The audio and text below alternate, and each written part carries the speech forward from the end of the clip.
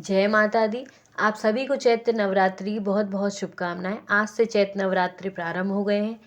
इसमें हम महान शक्तिशाली श्री दुर्गा सप्तशती पाठ की नियम विधि संपूर्ण जानकारी आपके साथ शेयर करेंगे। वीडियो को अंत तक अवश्य देखें, बीच में स्किप ना करें, क्योंकि बहुत सारे लोग श्री दुर्गा सप्तशती का पाठ करते हैं। तो हमें क्या सावधानी बरतनी है, क्या भूल ना करें जिससे आपका पाठ का फल आपको ना मिले। तो प्लीज़ आप इस वीडियो को लास्ट तक ज़रूर देखें। इसमें हम आपको बताएंगे इसमें आपको कौन कौन से अध्याय करने हैं, क्या अध्याय आप कुछ छोड़ भी सकते हैं, कितने अध्याय करने हैं, कौन सी भाषा में करने हैं, किस दिशा में बैठ के आपको यह पाठ करना है, क्या पूजन सामग्री रखनी है, किस बात का ध्यान रखना है। तो यह सभी बातें हम आपको वीडियो में बताएंगे। तो चलिए स्टार्ट करते हैं कि हम इस पाठ को करते समय क्या क्या सावधानी रखें। सर्वप्रथम साधक को स्नान आदि पवित्र होकर शुद्ध होकर पाठ प्रारंभ करना चाहिए। शुद्ध आसन लेना चाहिए। आसन पर बैठने से पहले थोड़ा सा जल छिड़क कर उसको शुद्ध कर लें और 3 बार आचमन कर लें। और सबसे पहले अपने मस्तक पर तिलक लगा लें, क्योंकि सूने माथे से कोई भी पूजा पाठ नहीं किया जाता है, इससे आपको फल प्राप्त नहीं होता है। इसलिए तिलक लगा लें और शुद्ध जल से 3 बार आचमन कर लें। अपने आसन को पवित्र कर लें, खुद भी स्वयं पवित्र हो जाएं। और पूजन सामग्री में आपको लाल पुष्प, कुमकुम, अक्षत रख लेना है, दीपक। इससे माँ भगवती का सर्वप्रथम पूजन करें। पाठ का आप सर्वप्रथम पूजन करें, माँ भगवती का ध्यान करें।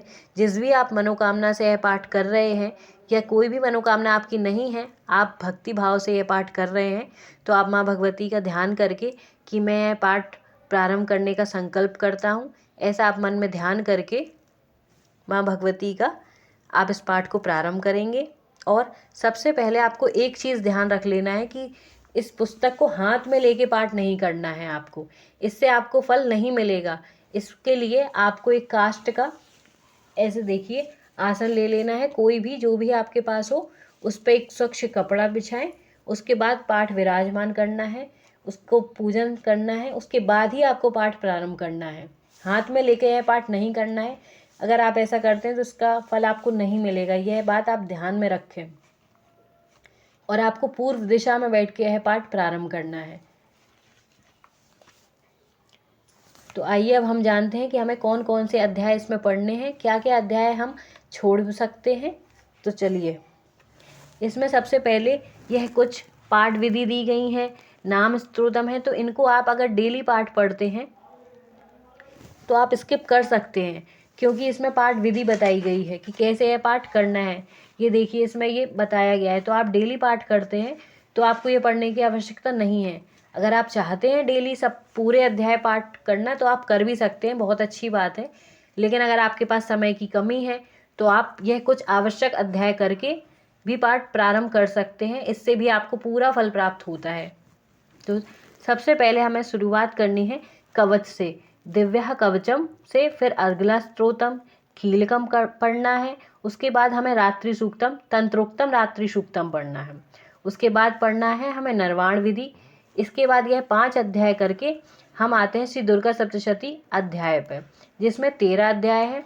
यह 13 अध्याय हमें पूरे पढ़ने हैं, हमें बीच में अध्याय नहीं छोड़ने हैं। एक दिन में 13 अध्याय पूरे कंप्लीट करने हैं हमें। ऐसा नहीं है कि आप एक अध्याय पढ़ लें अगला दूसरे दिन पढ़ें, ऐसा नहीं करना है हमें, क्योंकि पूरा पाठ का फल आपको तभी मिलेगा जब आप पूरा पाठ एक समय बैठकर ही करेंगे। यह 13 अध्याय आपको पढ़ने हैं। उसके बाद आपको करना है क्षमा प्रार्थना। उसके पहले आपको करना है देवी सूक्तम, तंत्रोक्तम देवी सूक्तम, प्रधानम रहस्यम, प्राक्तम रहस्यम, मूर्ति रहस्यम। उसके बाद आपको पढ़ना है क्षमा प्रार्थना, देव अपराध क्षमापन स्तोत्रम। उसके बाद सिद्ध कुंजिका स्तोत्रम। उसके बाद आपको माँ भगवती श्री अम्बे जी की आरती करनी है। इसमें जो आप ये देख रहे हैं ये आप कुछ अध्याय स्किप कर सकते हैं, ये संपुट मंत्र हैं, इसको आप चाहें तो पढ़ सकते हैं, लेकिन आवश्यक जितने अध्याय थे उतने मैंने आपको बता दिए हैं। ये 5 अध्याय बाद के और ये 5 अध्याय पहले के। उसके बाद आपको क्षमा प्रार्थना, सिद्ध कुंजिका स्तोत्र और देव अपराध क्षमापन स्तोत्रम पढ़ना है। जो भी आपसे भूल चूक, जो भी अशुद्धि हुई हो, उसकी क्षमा प्रार्थना करनी है, उसी के लिए यह अध्याय है।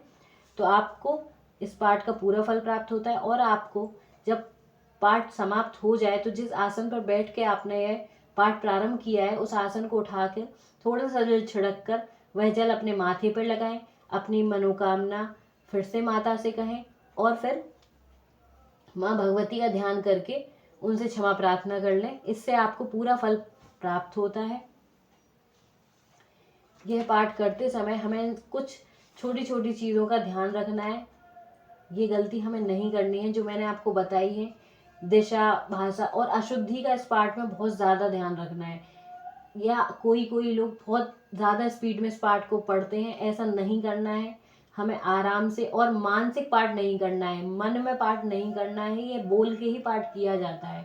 बोल बोल के हमें अशुद्धि का ध्यान रखना है। कोई भी अशुद्धि इस पाठ में ना हो। अगर आप संस्कृत में आपसे बन रहा है तो आप संस्कृत में पढ़ें, अन्यथा आप हिंदी में भी पढ़ सकते हैं। यह पाठ आप श्रवण भी कर सकते हैं, उसका भी आपको उतना ही फल मिलता है। तो आपको जैसा आपका मन करे वैसा आप कर सकते हैं। मैंने आपको संपूर्ण विधि बता दी है।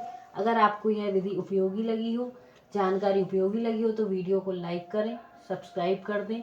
और अगर आपके मन में कोई प्रश्न रह गया हो तो आप कमेंट कर सकते हैं।